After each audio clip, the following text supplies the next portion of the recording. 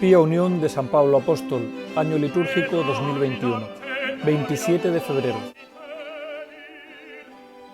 Del ciclo temporal, sábado de témporas, de la infrahebdómada primera de Cuaresma, feria no privilegiada, estación en la Basílica de San Pedro, sin gloria, sin credo, y del ciclo santoral, del propio de las Españas, misa de San Leandro de Sevilla, obispo y confesor, rito doble mayor, ornamentos blancos, con conmemoración de San Gabriel de la Dolorosa y conmemoración y último evangelio del sábado de témporas de Cuaresma.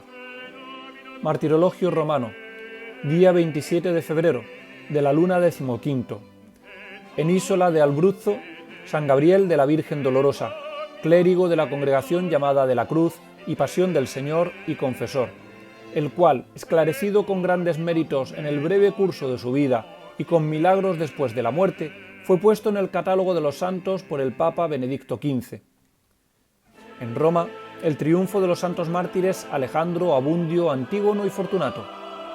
En Alejandría, el suplicio de San Julián mártir, que padeciendo de gota hasta el punto de no poder andar ni mantenerse en pie, fue presentado al juez con 2 criados suyos, que le llevaban en una silla. De estos, el uno negó la fe, el otro, llamado Euno, perseveró con su amo en la confesión de Cristo. Ambos, Julián y Euno, puestos en sendos camellos, fueron paseados por toda la ciudad cruelmente azotados y por último encendida una hoguera, quemados en medio del pueblo que lo contemplaba. En el mismo lugar, San Besa soldado, el cual, como refrenase a los que insultaban a dichos mártires, llevado al juez y confesando constantemente la fe, fue decapitado. En Sevilla de España, el tránsito de San Leandro, obispo de la misma ciudad, hermano de los santos Isidoro obispo y Florentina Virgen, el cual, con su predicación e industria y con la ayuda del rey Recaredo, convirtió a la nación visigoda de la impiedad arriana a la fe católica.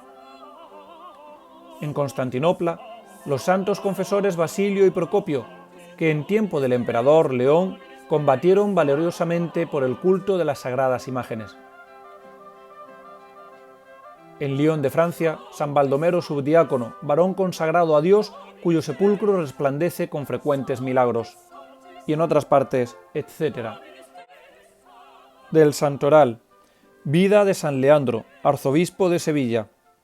San Leandro vio la luz en una familia de abolengo grecorromano, en Cartagena de la Andalucía española, y por los años de 535 a 540. Hermano de 3 santos, San Isidoro, su sucesor en la silla hispalense, San Fulgencio, obispo de Écija, y Santa Florentina, virgen, santo también fue él, con su festividad litúrgica el 27 de febrero. La carrera de su santidad se reduce a los siguientes tramos. Abrazó en buena hora la vida monástica, y su condición de monje le abrió las puertas para ejercer una preponderante influencia en la península, sobre todo por lo que respecta al porvenir religioso de España. La providencia enredó así las cosas. Sus padres emigraron de Cartagena a Sevilla. Nombrado obispo metropolitano de aquella ciudad, creó una escuela.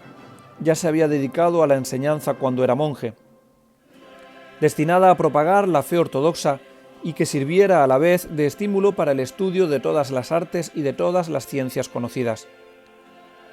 Él mismo llevó muy entre manos los quehaceres escolares. Entre los alumnos de esta escuela se contaron los 2 hijos del rey Leovigildo, San Hermenegildo y Recaredo. El ascendiente de todo buen maestro sobre el discípulo supo aprovecharlo San Leandro para mantener en la fe católica al primogénito del rey, con magnífico ejemplo y harto provecho para los católicos españoles. San Hermenegildo, atraído a las lides de la fe nicena por el trato de San Leandro y los consejos de su buena esposa Ingunde, supo despreciar la herejía arriana. Leovigildo asentó la capital del reino visigodo en Toledo y asoció a su hijo en el reino, asignándole la Bética, con residencia en Sevilla. La persecución arriana, y con ella la guerra civil, estalló bien pronto contra el catolicismo. Leovigildo, en sus aires de grandeza y unificador, estimó la herejía arriana como vínculo de unión y grandeza. Todo fue llevado a sangre y fuego, la violencia de la prisión o del exilio se servirá en bandeja a los recalcitrantes. A San Leandro se le obligará a abandonar su iglesia metropolitana y la patria madre. Pero antes del destierro, cuando Leovigildo, desnaturalizado padre, asediaba al joven rey y su hijo Hermenegildo, que residía en Sevilla, la impugnación de la herejía arriana, San Leandro marchó a Constantinopla a implorar el socorro del emperador bizantino. En Bizancio conoció el monje obispo a otro monje, a la sazón apocrisario del Papa Pelagio II en aquellas tierras, destinado a la suprema magistratura de la Iglesia. San Gregorio, el magistrado romano y monje con el que trabó una íntima amistad que unirá sus vidas en criterio y en afecto hasta el fin, y que San Leandro sabrá explotar para el bien de España. San Gregorio el Grande escribirá las Morales, exposición del libro de Job, que tanta repercusión tendría en la ascética moral del medievo, animado por San Leandro. La correspondencia gregoriana que se nos ha conservado demuestra la fuerte y perenne amistad entre estos dos grandes santos. Elevado a la cátedra de San Pedro, San Gregorio se apresura a enviar a su amigo San Leandro el palio arzobispal, con unas letras que revelan la alta estima que tenía de su virtud. Os envío el palio que debe servir para las misas solemnes. Al mismo tiempo, debería prescribiros las normas de vivir santamente, pero mis palabras se ven reducidas al silencio por vuestras virtuosas acciones. Es tradición que el Papa donó al arzobispo de Sevilla una veneranda imagen de Nuestra Señora de Guadalupe. San Leandro regresó de Constantinopla cuando amainaba la persecución suscitada por Leovigildo. Vio el final de este rey y los buenos consejos que le dio a su hijo Recaredo, sin duda influenciado por el príncipe mártir San Hermenegildo. Una nueva era amaneció para España cuando Recaredo se sentó en el trono. San Leandro pudo volver a su diócesis sevillana y el nuevo rey, vencidos los francos, convocó el histórico Tercer Concilio de Toledo en el año de gracia de 589. Recaredo abjura de esa manera la herejía arriana, hace profesión de la fe católica enteramente conforme con el símbolo niceno. Declara que el pueblo visigodo, unido de godos y suevos, se unifique en la verdadera fe y manda que todos sus súbditos sean instruidos en la ortodoxia de la fe católica. El alma de aquel concilio era San Leandro, y esta es su mayor gloria. En medio de aquellas intrigas visigóticas, supo intrigar santamente en la corte real, con el exuberante fruto de la conversión del rey.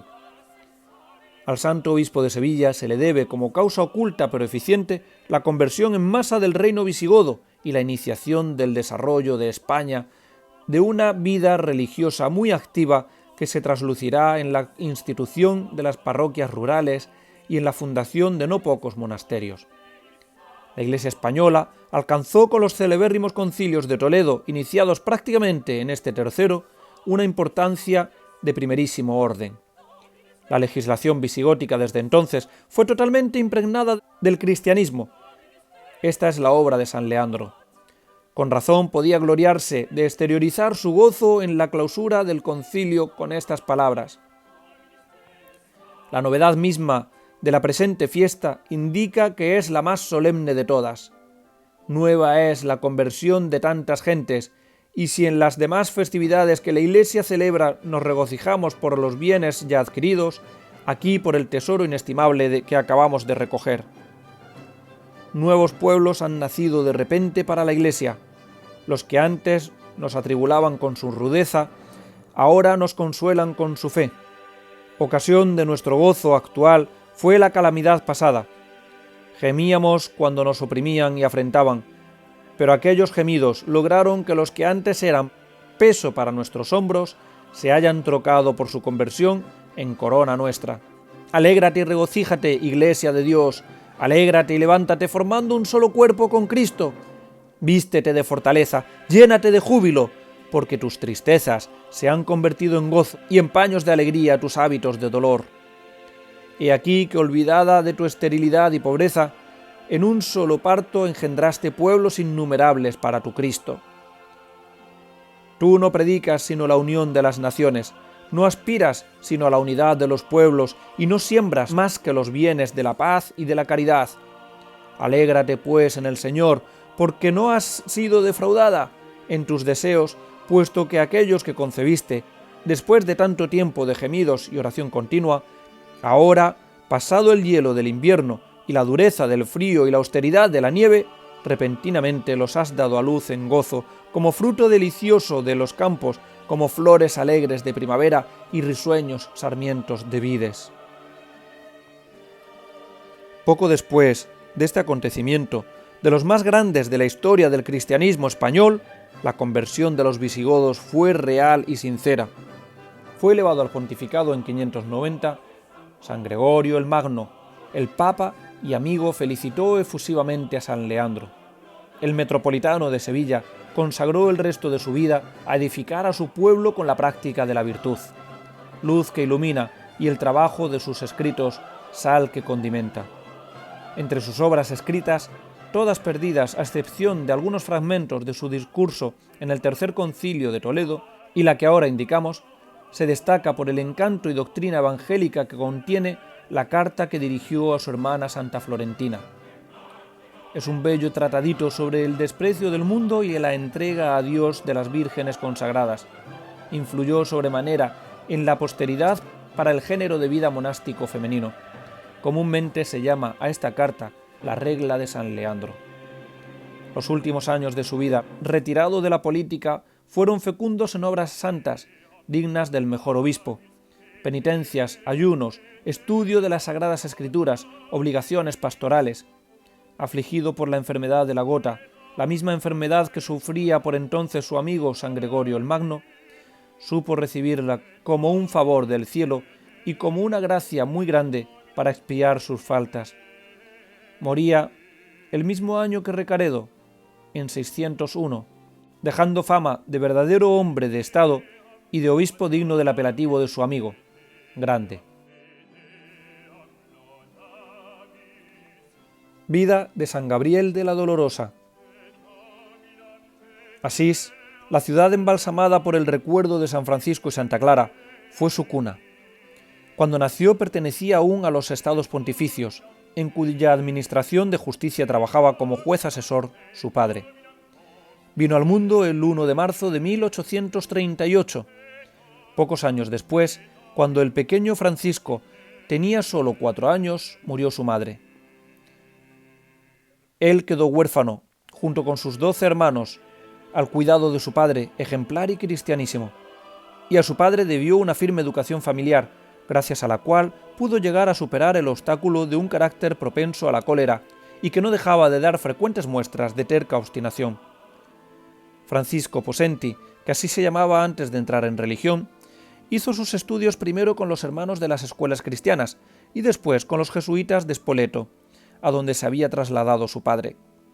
Ya de escolar, se iniciaron en él las luchas en torno a la vocación religiosa, que tanto habían de alargarse.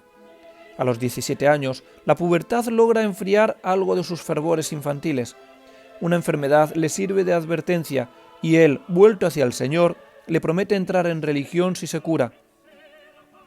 Pero recobrada la salud, no tarda en olvidar aquella promesa.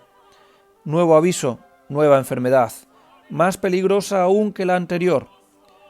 Perdida casi toda la esperanza, se encomienda al entonces beato San Andrés Bobola y renueva su promesa de entrar en religión. En efecto, al aplicarle la imagen de San Andrés, queda dormido y unas horas después se despierta completamente curado. Pero el mundo tiraba de él con fuerza. Se encontraba en plena juventud, tenía éxito entre las muchachas de Spoleto y por otra parte la vida religiosa se hacía muy dura para su carácter independiente. Nuevo aviso del cielo, el cólera se lleva a una de sus hermanas, que él quería tiernamente.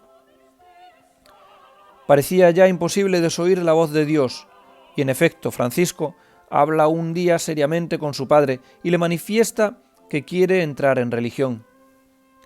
Cosa curiosa, su padre, tan cristiano, se niega. Le parece imposible que un muchacho tan frívolo pueda perseverar y quiere probar antes aquella vocación que más le parece fruto de una impresión fuerte, la causada por la muerte de su hermana, que de una serena reflexión. Y hay un momento en que parece que todo le daba la razón. A pesar de haber manifestado tan seriamente su deseo de marchar del mundo, Francisco vuelve a su vida anterior y, aún frecuentando los sacramentos, se muestra aficionado al teatro y se deja envolver por las vanidades del mundo. El golpe definitivo iba a llegar de la manera más inesperada. El día de la octava de la Asunción de 1856, Francisco está viendo pasar como simple espectador una procesión en la que se lleva una imagen de la Santísima Virgen de gran veneración en Spoleto, regalo de Federico Barbarroja a la villa. Se decía que había sido pintada por San Lucas. De pronto, el joven levanta su mirada al cuadro de la Virgen y se siente sobrecogido al ver fijos en él los ojos de la imagen. Le parece escuchar una voz que dice: «Francisco, el mundo no es para ti, tienes que entrar en religión». Se siente anonadado. Ya no hay que deliberar más. Lo que importa es poner cuanto antes por obra la decisión tomada. Pero su padre continúa oponiéndose, y más cuando ve que el joven ha pedido su ingreso nada menos que en la austera congregación de los pasionistas. Buen cristiano, deja a su padre el asunto en manos de dos eclesiásticos respetables. Los dos, al principio, se inclinan a pensar que Francisco no resistirá a la vida pasionista. Los dos, después de haber escuchado al joven, se conciertan con él para eliminar las últimas dificultades, y así el 21 de septiembre de 1856, Francisco Possenti cambiaba de hábito y de nombre. Pasaba a ser un novicio pasionista y a llamarse Gabriel de la Dolorosa.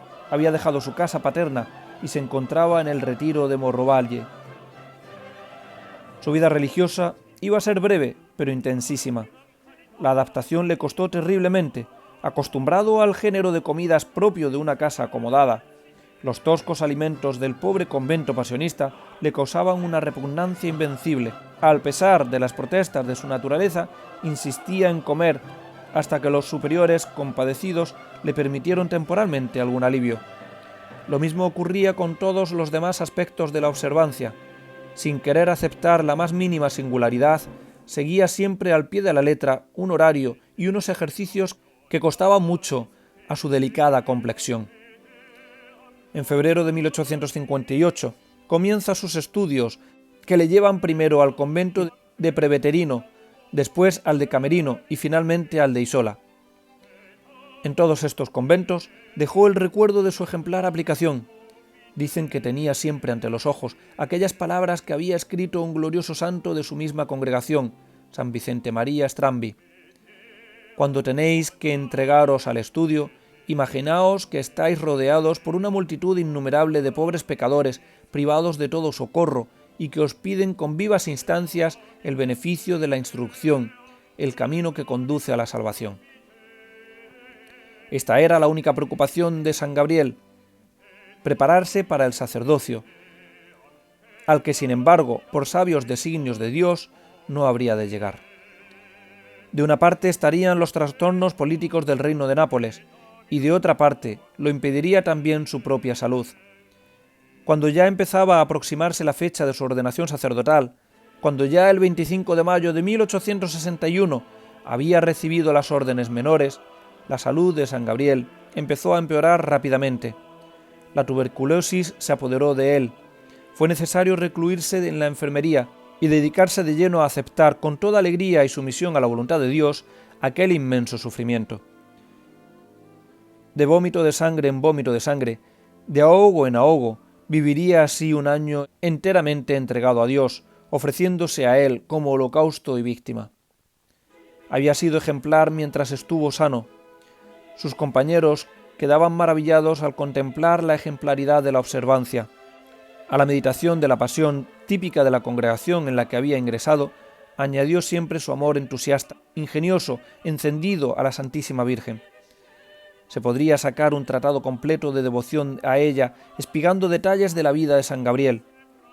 Desde lo intelectual, con el estudio continuo de lo que se refiere a la Santísima Virgen y la lectura repetida de las glorias de María, de San Alfonso María de Ligorio, hasta lo más menudo y cariñoso. Todo un cúmulo de expresiones filiales que a cada paso surgen de sus labios y de su pluma. El amor a la Santísima Virgen fue ciertamente la palanca que le permitió subir rápidamente por el camino de la perfección.